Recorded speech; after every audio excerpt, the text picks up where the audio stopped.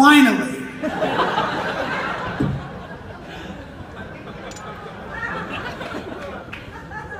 I emceed here 2 years ago, and I said I wanted an award, and I finally got one.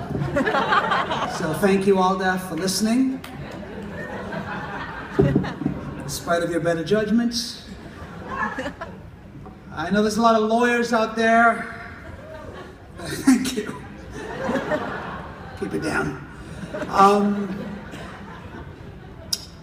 And I know there was a lot of, first of all, let me just say I am deeply honored to receive this award from Aaldef and all the amazing work that you do fighting for the civil liberties of Asian Americans and South Asian Americans and Muslim Americans. And I'm sure that you guys, you know, while you're out there fighting for civil liberties, are also wondering, like, what about the comedians? Are they getting enough awards?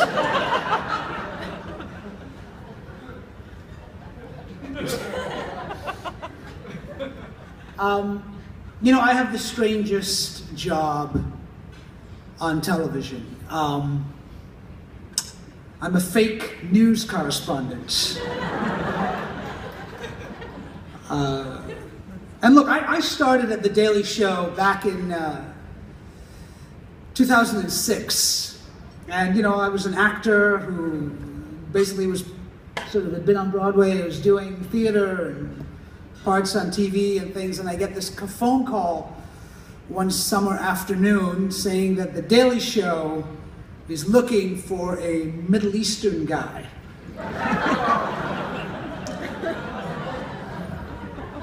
And I thought to myself, well, I know what this is. This is either the most elaborately staged Homeland Security sting operation that I have ever heard of, or I am going to spend the rest of the day wearing a fake beard screaming "Death to America," or wearing a turban sitting on a carpet with my legs crossed pretending to fly. So I said to The Daily Show, go fuck yourself. And it paid off. Because they called back. They said, no, we're looking for a correspondent. So I went down there, I auditioned with Mr. Jon Stewart, you may have heard of him. John asked me, you know, have you ever performed in front of a live audience before? I said, dude, I've been on Broadway, relax. I was a little snooty about the whole thing, you know? I'd been doing Chekhov and Ibsen. The last place I expected to be was The Daily Show. But I took the job because I'm an actor and I needed the money. So I take this job at The Daily Show, and now I'm reporting on things. Because, let's face it, I was not a news junkie. I got my news from The Daily Show.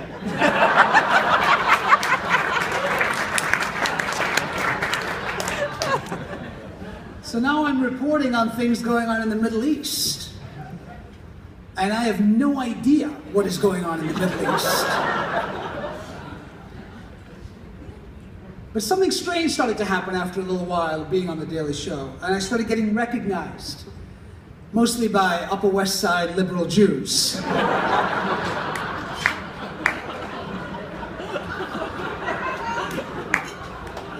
But then something even more disturbing and strange started to happen. Brown people started to recognize me. South Asians, Asians, Middle Easterners, Muslims. They started to come up to me on the street and hug me. Say thank you for the work you're doing. The work you're doing through satire it has more effect than what we can do with the Islam Anti-Defamation League.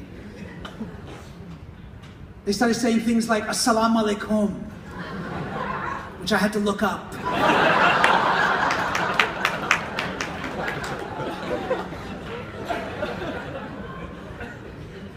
Doesn't mean death to America. That's what I didn't know. They wanted me to meet their daughters. They wanted to see if I was single. It was very disturbing. because I didn't really have much of an affiliation with the faith that I had been brought up with the Muslim American identity, you know? But as time went on, and the Daily Show started sending me out to interview people. And a lot of Islamophobes, they would sort of send me out to, and it started to change the way I saw the level of intolerance and racism and bigotry and ignorance that exists out there. The stuff that Aaldef is dealing with all the time in a real way. You know, I went to Murfreesboro, Tennessee, and I spoke to a woman who told me that she was protesting the building of a mosque down there. She said that 1 in 5 Muslims was a terrorist, and that I should do the math. So being Indian, I did.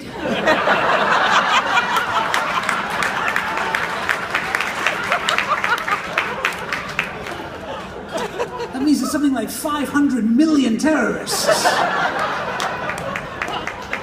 And I thought, well, if that's the case, what the hell is taking us so long? Should have this thing wrapped up by Tuesday.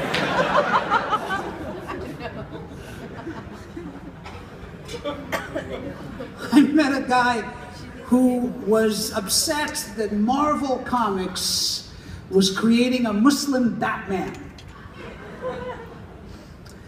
Because he said, how can you tell if he's a good Muslim or a bad Muslim?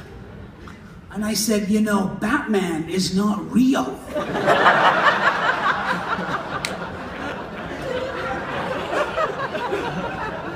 He's made up. It's a fictional world. To which he replied, yes, and there are no Muslims in that world.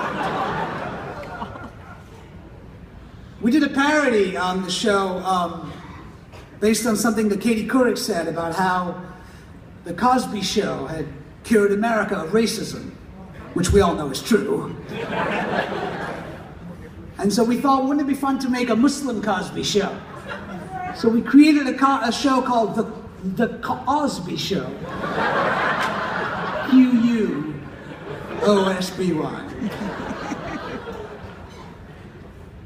And we showed it to a panel of Americans. A lot of the same people who were protesting the mosque down in Ground Zero.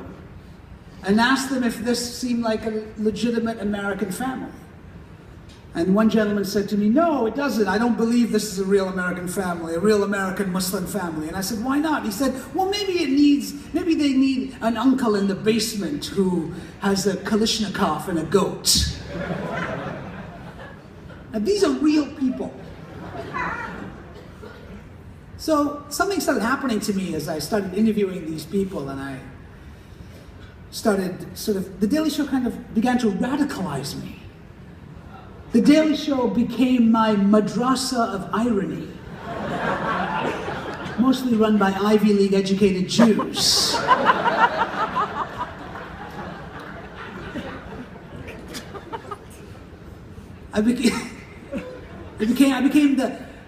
It became a jihad of satire. As I lobbed Scud missiles against ignorance and racism and bigotry from the basic cable network.